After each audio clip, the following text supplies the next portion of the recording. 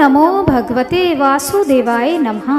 आप सभी को हमारी ओर से श्रावण पूर्णिमा व्रत की हार्दिक शुभकामनाएं। पूर्णिमा तिथि का हिंदू धर्म में बहुत ही विशेष महत्व माना गया है।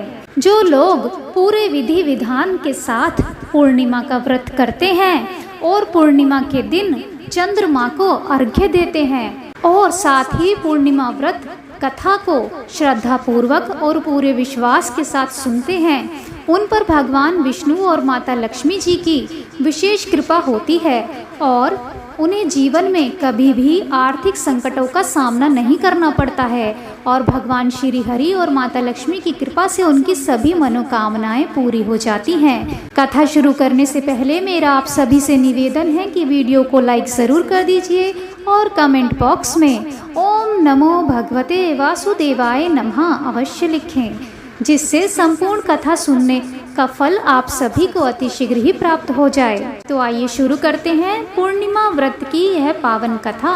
कृपया कथा को ध्यान से अंत तक जरूर सुने।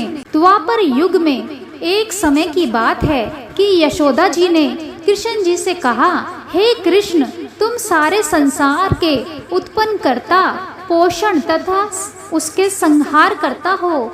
आज कोई ऐसा व्रत मुझसे कहो जिसके करने से मृत्यु लोक में स्त्रियों को विधवा होने का भय ना रहे तथा यह व्रत सभी मनुष्यों की मनोकामना पूर्ण करने वाला हो। श्री कृष्ण कहने लगे, हे माता, तुमने अति सुंदर प्रश्न किया है। मैं तुमसे ऐसे ही व्रत को सविस्तार कहता हूँ। सौभाग्य की प्राप्ति के लिए स्त्रियों को 32 पूर्णिमाओं का व्रत करना चाहिए। इस व्रत को करने से स्त्रियों को सौभाग्य संपत्ति मिलती है। यह व्रत अचल सौभाग्य को देने वाला और भगवान शंकर के प्रति मनुष्य मात्र की भक्ति को बढ़ाने वाला है।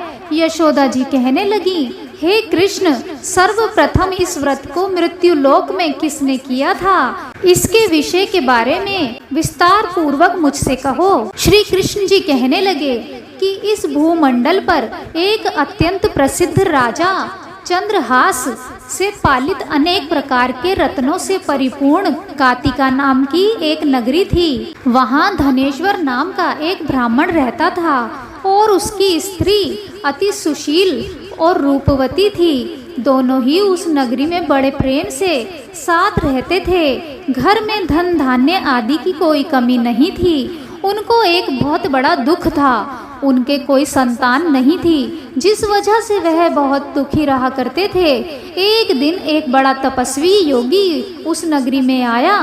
वह योगी बाकी सभी घरों से भिक्षा मांग कर भोजन किया करता था, लेकिन उस ब्राह्मण के घर से भिक्षा नहीं मांगा करता था। एक दिन योगी गंगा के किनारे भिक्षा मांगकर प्रेम पूर्वक खा रहा था कि धनेश्वर ने योगी को यह सब करते देख लिया। सब कार्य किसी प्रकार से देख लिया। अपनी भिक्षा अनादर से दुखी होकर धनेश्वर योगी से बोले, और सभी घरों से भिक्षा लेते हो आप, परंतु मेरे घर की भिक्षा कभी नहीं लेते, इसका क्या कारण है? योगी कहने लगा कि धर्म हमें इस बात की आज्ञा नहीं देता है, क्योंकि अभी आप गृहस्थ जीवन में एक सुख से वंचित हैं। आपके घर संतान होने पर मैं आपके घर से भी भिक्षा स्वीकार कर लूँगा।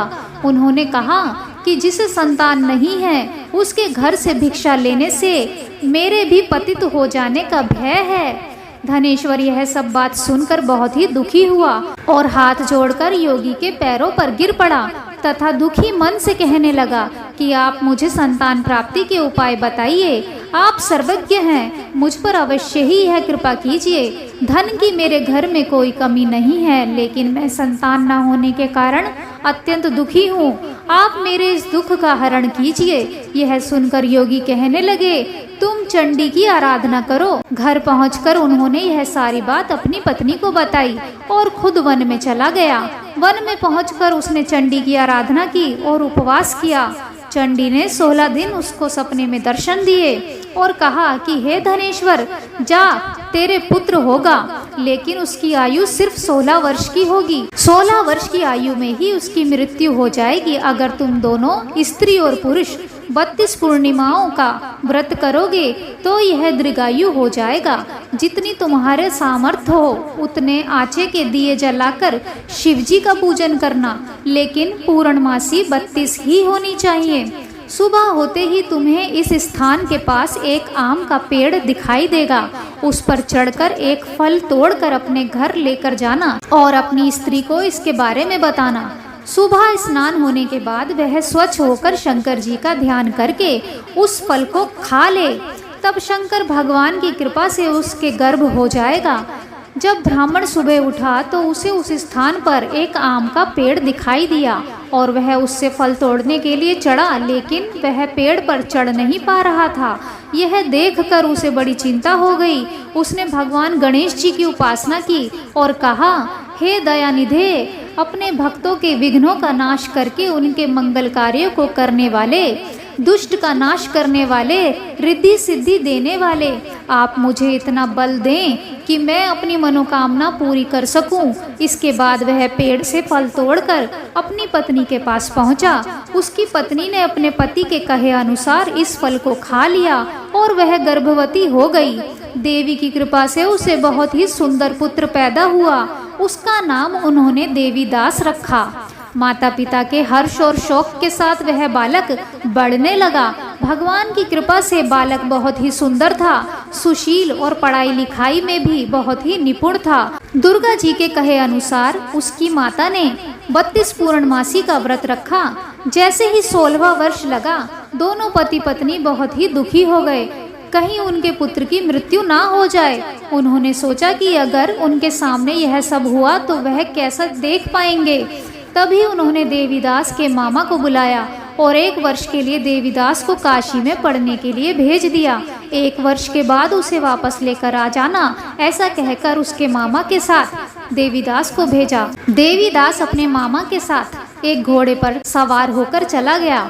उसके मामा को भी यह बात पता नहीं थी। दोनों पति पत्नी ने 32 पूर्णमासी का व्रत पूरा किया। दूसरी तरफ मामा और भांजा दोनों रात गुजारने के लिए रास्ते में एक गांव में रुके। उस दिन उस गांव में ब्राह्मण की कन्या का विवाह होने वाला था। जिस धर्मशाला में वर और बारात के बाकी लोग रुके थे, उसी धर्मशाला में देवीदास और उसका मामा भी ठहरे गए। उधर कन्या को तेल आदि चढ़ने के बाद जब लगन का समय आया तो वर की तबीयत खराब हो गई। वर के पिता ने अपने परिवार वालों से विचार विमर्श करके कहा कि यह देवीदास मेरे पुत्र जैसा ही है, मैं इसके साथ लगन करा देता हूँ और बाद में बाकी सारे काम मेरे बेटे के साथ पूरे हो जाएंगे। ऐसा कहने के बाद वर के पिता देवीदास को मांगने के लिए उसके मामा के पास गए और उन्हें सारी बात बताई। मामा ने कहा कि कन्यादान में जो कुछ भी मिलेगा वो हमें दे दिया जाए। वर के पिता ने बात स्वीकार कर ली। इसके बाद देवीदास का विवाह कन्या के साथ संपन्न हो गया। इसके बाद वह अपनी पत्नी के साथ भोजन ना कर सका और मन में विचार करने लगा कि ना जाने यह किसकी पत्नी होगी। यह सोचकर उसकी आंखों में आंसू आ गए। तब वधू ने पूछा कि क्या बात है, आप उदास क्यों हैं? तब उसने सारी बातें अपनी पत्नी को बता दी। तब कन्या कहने लगी कि यह ब्रह्म विवाद के विपरीत है, आप ही मेरे पति हैं, मैं आपकी ही पत्नी रहूंगी, किसी अन्य की कभी नहीं। तब देवीदास ने कहा, ऐसा मत करिए क्योंकि मेरी आयु बहुत कम है, मेरे बाद आपका क्या होगा? लेकिन उसकी पत्नी नहीं मानी और बोली, स्वामी आप भोजन कीजिए। दोनों रात में सोने के लिए चले गए। सुबह देवीदास ने पत्नी को 4 नगों से जड़ी एक अंगूठी दे दी और एक रुमाल भी दिया और बोला कि हे प्रिय, इसे लो और संकेत समझकर स्थिर चित्त हो जाओ। मेरे मरण और जीवन जानने के लिए एक पुष्प वाटिका बना लो, उसमें सुगंधी वाली एक नव मल्लिका लगा लो, उसको प्रतिदिन जल से सींचा करो और आनंद के साथ खेलो कूदो। जिस समय और जिस दिन मेरा प्राणांत होगा उस दिन यह फूल सूख जाएंगे। जब यह फिर से हरे हो जाएं तो जान लेना कि मैं जीवित हूँ। यह समझाकर वह वहाँ से चला गया। इसके बाद जब वर और बाकी बाराती मंडप में आए तो कन्या ने उसे देखकर कहा कि ये मेरा पति नहीं है, मेरे पति वही है जिनके साथ रात में विवाद हुआ है, इसके साथ मेरा विवाह नहीं हुआ है। अगर यह वही है तो यह बताए कि मैंने इसको क्या दिया है। साथ ही कन्यादान के समय जो आभूषण मिले उन्हें दिखाए। कन्या की ये सारी बातें सुनकर वह कहने लगा कि मैं यह सब नहीं जानता। इसके बाद सारी बारात भी अपमानित होकर लौट गई। भगवान कृष्ण बोले, हे माता, इस प्रकार देवीदास काशी चला गया। कुछ समय जब बीत गया तो एक सर्प उसको डसने के लिए वहां आया, लेकिन वह उसको काट नहीं पाया क्योंकि उसकी माता ने पहले ही 32 पूर्णिमा का व्रत कर लिए थे। इसके बाद खुद काल वहां पहुंचा। भगवान की कृपा से तभी वहां माता पार्वती और शिवजी आ गए। देवीदास को मूर्छित दशा में देखकर माता पार्वती ने भगवान शिवजी से प्रार्थना की कि महाराज, इस बालक की माता ने पहले ही 32 पूर्णिमा के व्रत कर लिए हैं, आप इसको प्राण दान दें। भगवान शिवजी ने माता पार्वती के कहने पर उसे प्राणदान दे दिया। उधर उसकी पत्नी उसके काल की प्रतीक्षा कर रही थी। उसकी पत्नी ने जाकर देखा कि पुष्प और पत्र दोनों ही नहीं हैं, तो उसको बहुत आश्चर्य हुआ और जब उसने देखा कि पुष्प वाटिका फिर से हरी हो गई तो वह समझ गई कि उसका पति जीवित हो गया है। इसके बाद वह बहुत ही प्रसन्न होकर अपने पिता से कहने लगी कि मेरे पति जीवित हैं, उनको ढूंढिए। जब 16वां वर्ष व्यतीत हो गया तो देवीदास भी अपने मामा के साथ काशी चला गया। इधर उसकी पत्नी के परिवार वाले उन्हें ढूंढने के लिए जा ही रहे थे कि उन्होंने देखा कि देवीदास और उसका मामा उधर ही आ रहे थे। उसको देखकर उनके ससुर बहुत प्रसन्न हुए और उसे अपने घर लेकर आए। वहाँ सारा घर इकट्ठा हो गया और कन्या ने भी उसे पहचान लिया। देवीदास इसके बाद अपनी पत्नी और मामा को लेकर वहाँ से चला गया। उसके ससुर ने भी उसे बहुत सारा धन दहेज दिया। जब वह अपने घर की तरफ चल रहा था तो उसके माता पिता को लोगों ने खबर कर दी, तुम्हारा पुत्र देवीदास अपनी पत्नी और मामा के साथ आ रहा है। ऐसा समाचार सुनकर पहले तो उन्हें विश्वास नहीं हुआ, लेकिन जब देवीदास आया और उसने अपने माता पिता के पैर छुए तो देवीदास के माता पिता ने उसका माथा चूमा और दोनों को अपने सीने से लगा लिया। दोनों के आने की खुशी में धनेश्वर ने बहुत दान दक्षिणा ब्राह्मणों को दी। श्री कृष्ण जी कहने लगे कि इस तरह धनेश्वर को 32 पूर्णिमाओं का व्रत रखने के प्रभाव से संतान प्राप्त हुई।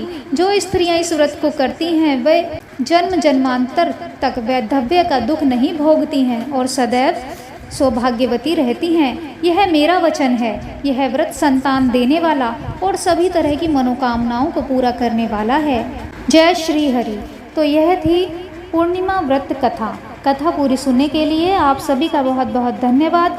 वीडियो अच्छा लगे तो वीडियो को लाइक ज़रूर कर दीजिए, शेयर कीजिए और कमेंट बॉक्स में ओम नमो भगवते वासुदेवाय नमः अवश्य लिखें, जिससे संपूर्ण कथा सुनने का फल आप सभी को अतिशीघ्र ही प्राप्त हो जाए। यदि आप हमारे चैनल पर पहली बार आए हैं और आपने अभी तक हमारे चैनल को सब्सक्राइब नहीं किया है तो कृपया आज ही चैनल को सब्सक्राइब कर लीजिए। साथ ही बेल आइकन को भी प्रेस कर दीजिए, जिससे हमारी आने वाली सभी नई वीडियोज़ की जानकारी आपको सबसे पहले मिले। राधे राधे।